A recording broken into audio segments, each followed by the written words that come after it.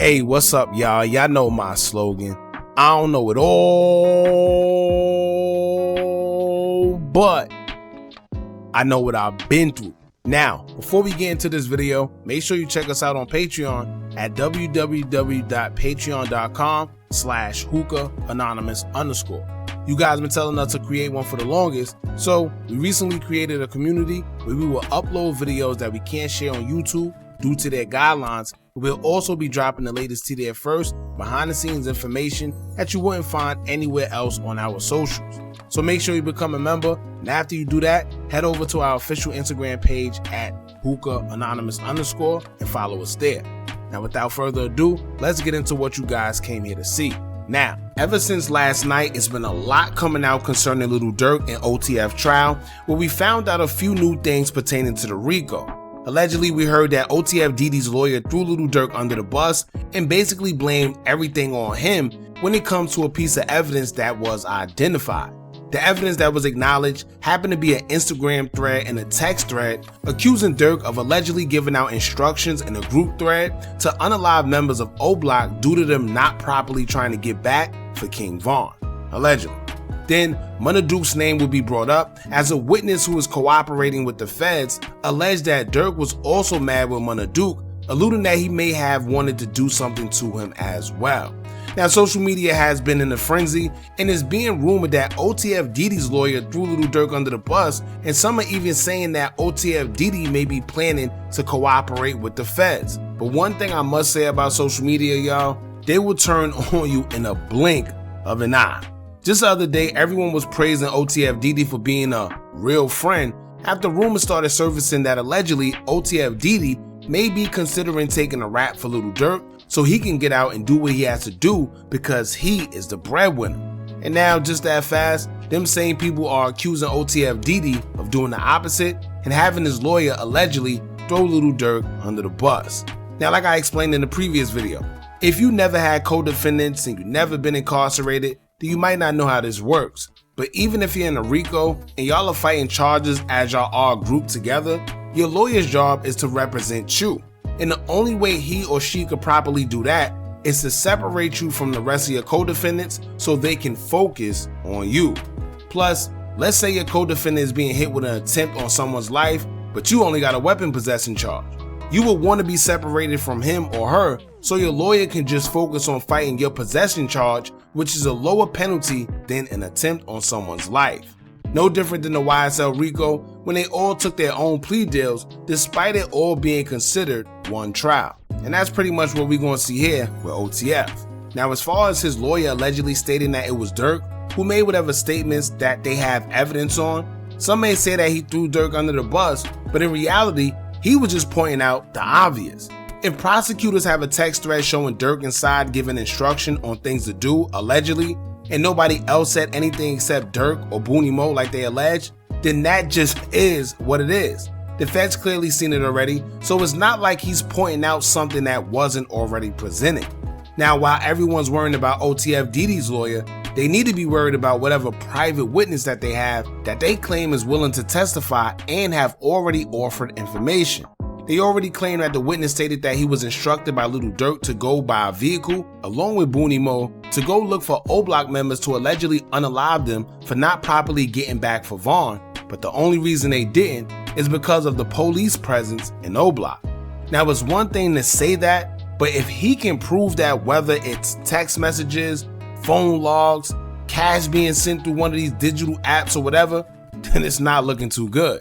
I guess we'll just have to wait and see until trial, where I'm sure there's more evidence and things they have to present, but they're just waiting. Now, recently, after all that will come out, we will now also learn that Lil Durk has since filed a motion to dismiss his second superseding indictment due to his vagueness. And by vague, I'm assuming they mean whatever charges aren't too clear or specific enough to pertain to Lil Durk in order for it to stick. And if they feel it is, then basically they want the prosecution to prove it. Which honestly, if you ask me, it sounds like a smart tactic by Durk's attorneys. They're basically saying, well, whatever you have against him, let us know so we can know what we're up against to properly fight against it. Which will force the hand of the prosecutors to kind of spill the beans on whatever evidence they have to an extent. At least, that's what it seems to me.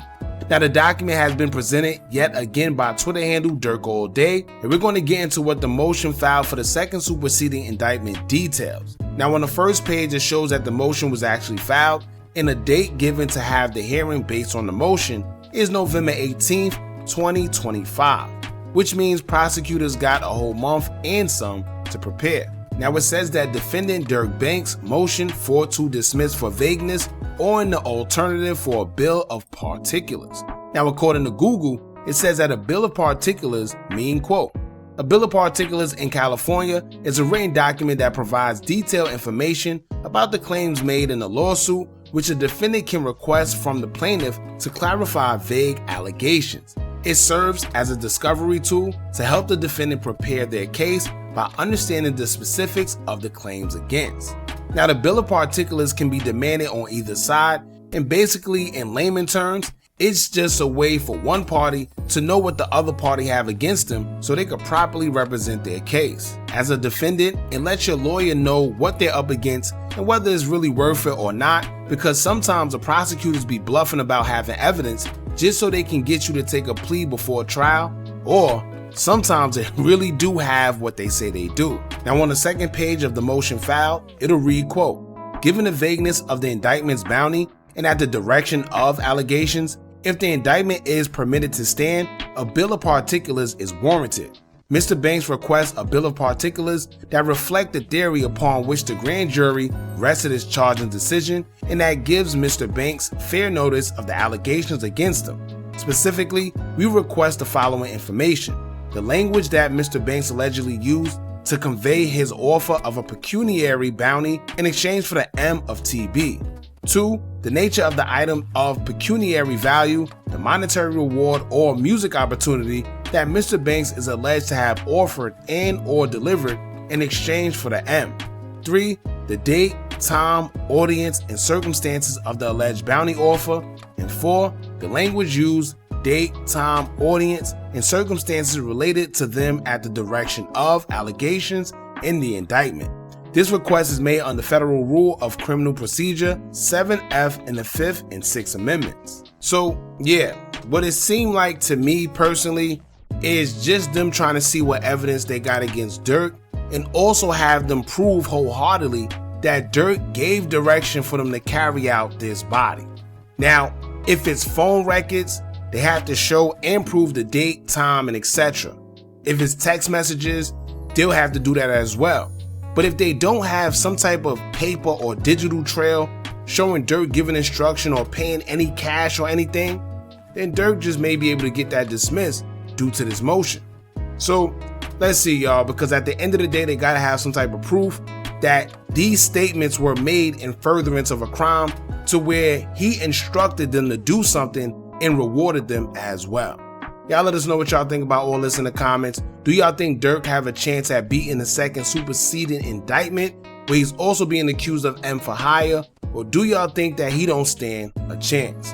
Let us know what y'all think about this in the comments. Don't forget to like, comment, share, and subscribe. Hit that bell so you're notified every time we drop new content. And remember, as long as you keep on watching, I'ma keep on dropping. And I'm out.